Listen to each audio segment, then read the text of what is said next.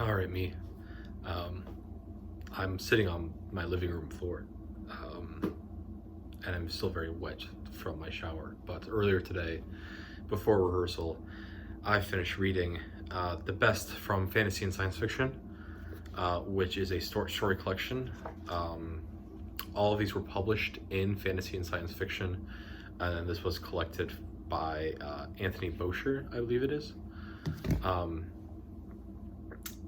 this might be the oldest physical book that I actually have, which is weird to think about because this was published in 1954-55, right? Which would make this book 70 years old, which is one of those things where, like, for me at least, as someone who grew up and has parents that were born in the 60s, it's weird to think about that this is 70 years old, right? This book. You might hear the cats. That's okay. Um, it's a small short story collection. I think there's 8 or 10 different short stories in here.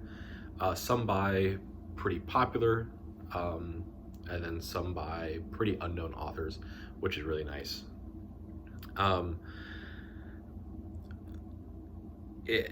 there are some of these short stories, right, which it's also one of those weird things to think about, which is like the creation of subsets of genres, right?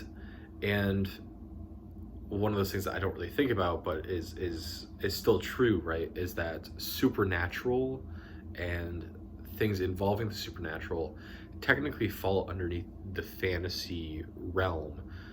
But I just don't think about that because to me, supernatural is a genre on its own, right? And so it's just one of those weird things, right? Of where we're looking at fantasy and science fiction, but a good chunk of the fantasy is based around supernatural occurrences, right? Whether it be things like witch doctors or things or witches or hexes, things of that nature, right? Um, there's also quite a bit of these stories where it's like that. It's very Twilight Zone at times, where it's just like some of them are like, hey, that you're looking at a real point here. You're looking at a real symbol of what it means to be human, or like how do we deal with changing technology and things like that. And then some of them are kind of, hey, wouldn't it be kind of fucked up if that happened? Oh well, right? It's like the one Twilight Zone that comes to mind is that there's one about gremlins on the plane, right, where the guy's scared of flying, and then um, he keeps seeing this gremlin, and I don't remember exactly how it ends. I don't remember if he kills himself or if he kills someone else, right? Um, but right, it's one of those things where like, hey, it wouldn't be kind of weird if that, it wouldn't be kind of fucked up if that happened. And it happens in a couple of different short stories in here. What's really interesting to me is there's actually 2 really big themes that kind of go on here, which I think are kind of counter-revolutionary, or I said revolutionary and counter to what we think of as 1950s Americana, right? Because 50s and 60s Americana, right, if we look at it through a nostalgic lens and we ignore everything else in terms of socially that was going on, if we just look at the science technology portion of it, right, it is a portion of American history that is huge advancements, leaps and bounds. The closest I can compare it to really is the early to mid aughts, right, of where we're just looking at this boom of technology that is growing faster and faster and faster, and things that are a year old are outdated, right? And so we kind of get some of that, but also I think the other big one is like what is the value of being human, right, in an ever-changing world, in a world where humanity is no longer this perfect thing, right? And we've reduced all of our aspects of humanity, right? Because we have robots that take care of the mundane and everyday. So what does it mean to be human, right? And it's a question that gets thrown around a lot. So yeah, right. The first short story, which is Fondly Fahrenheit, um, is a fun one because it's one of these things of where it's a question that still comes up to this day of how much can we actually test AI, right? Um, because we can only set and test it in the parameters that we can envision it, and inherently, because AI is not generative, it is regurgitative. Um, it can only spit out concepts and ideas that have existed before, right? And so it cannot come up with completely new realms of possibilities that are still within the realms of possibility, right? And so what ends up happening, right, is that we find out that this AI robot um, effectively does not function in extreme temperatures, whether it be extreme heat or extreme coldness, right?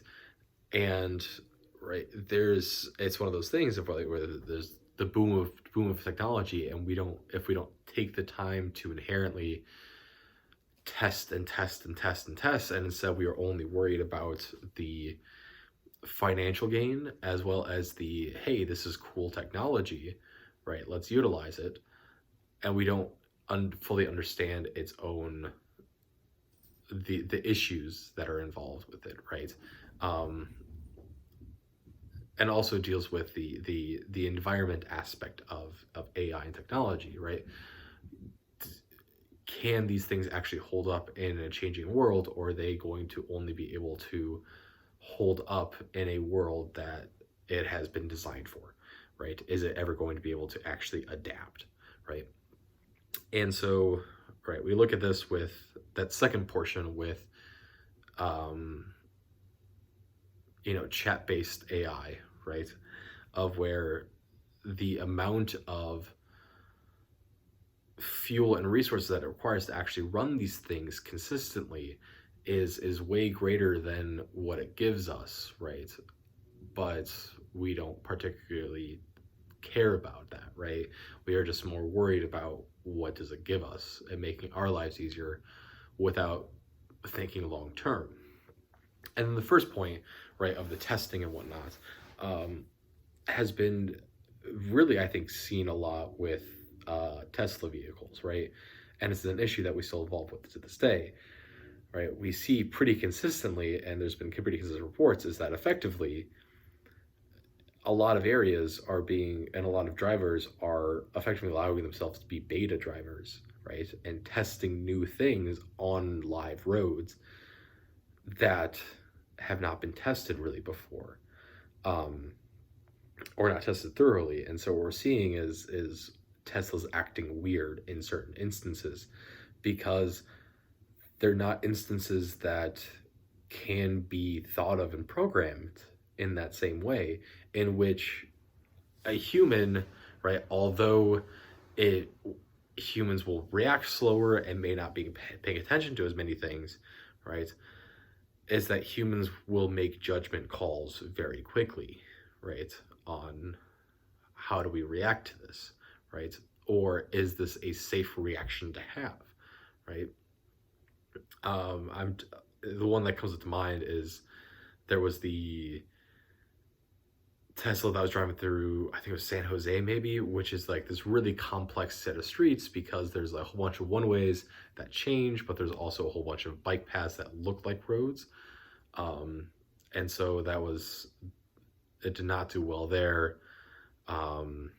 There's a couple like one-off things of that I've seen of like this Tesla's reacting in a weird way, right?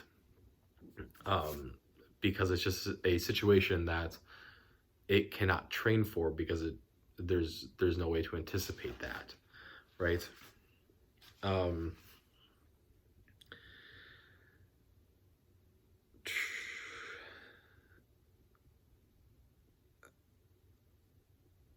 the other two that I really want to talk about is Arthur Parge's $1.98, um, which is this really interesting thing in which he has this very the main character finds like a genie of some sort, and has like this very limited budget and the wishes that he's allowed to create, and his limit is $1.98, and what he ends up asking for is like love.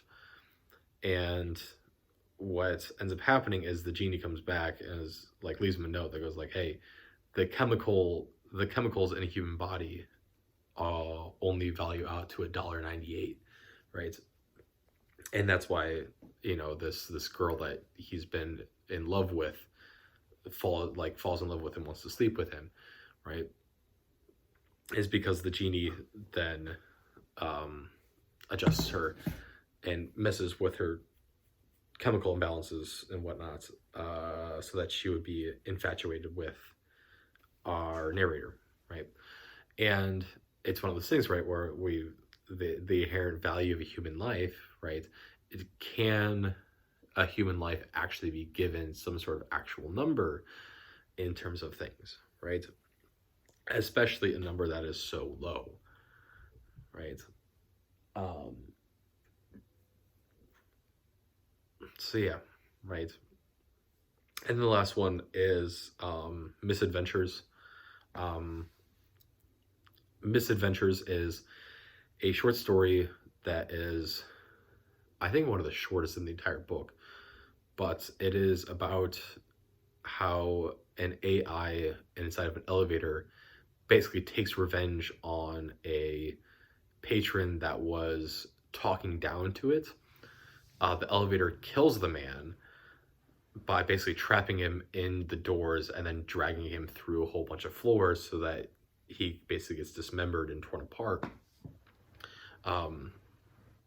And then his death gets labeled as misadventure, right? As ruled as an accident. And it's one of those things of where we have to constantly ask is if we take AI very seriously and we eventually create a generative AI that is allowed to actively think, what does that actually mean, right? Because if something happens, then we have to then go back through and go, what is the actual meaning of this, right? And so, right, do we have to then prosecute AI, right? And if we have to, then what's the point, right? Because at any point in which a generative AI is created, then every generative AI is created, right? It's the whole time travel paradox, right? As soon as time travel was invented, everywhere should have time travel.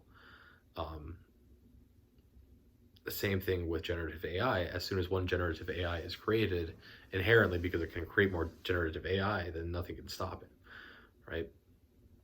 And so it's one of these things of like,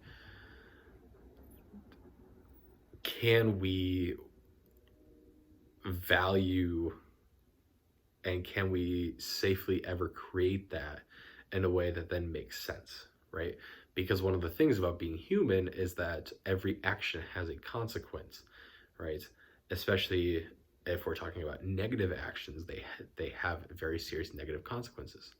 But if you're an AI, there are no consequences for you in that way, right? Especially if you're a generative AI, right? And so, it's calls into question, what does it mean to be human, right? And I would argue that one of the main things is that we recognize and understand the social aspects and the social not cues, but the societal expectations that are involved with certain actions, right? It's not necessarily morality, right? But it is the fact that everything that we do has some sort of social reaction to it. But an AI doesn't have that, right? And so it can just do whatever it wants whenever it feels like, right? With no repercussions, because you can't do anything to an AI, right? So that's that. A pretty good collection of short stories. I really did enjoy reading it. I read it over about 2 days. I could have read in one, but I was a very, very tired person. So that's that. That is fantasy and science fiction.